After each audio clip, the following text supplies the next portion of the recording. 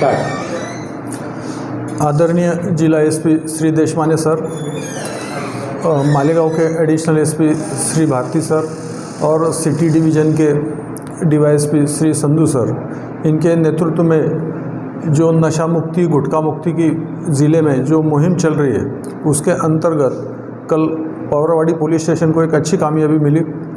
Police station हमें ऐसी सूचना मिली कि पाट किनारा, गोल्डन नगर पाट किनारा, यहाँ रहने वाला निसार अहमद ये गुटखा बेच रहा है।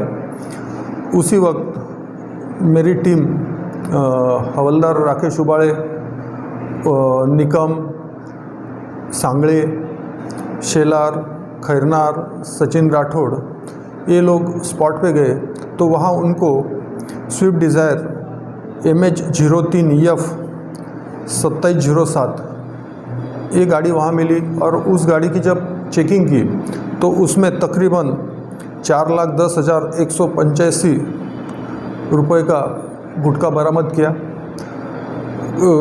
और 3 लाख की स्विफ्ट डिज़ायर, ऐसे टोटल 7,10,185 रुपये का मुद्देमाल कल पवारवाड़ी पुलिस स्टेशन ने जब्त किया है। इसका तपास पुलिस स्टेशन के API मनोज पवार ये कर रहे हैं। आज जब कोर्ट में कस्टडी के लिए हाजिर किया तो कोर्ट ने 1 दिन की पुलिस कस्टडी रिमांड दी है। ये माल उसने कहाँ से लाया और किसको बेचने वाला था, इसकी तहकीकात जारी है।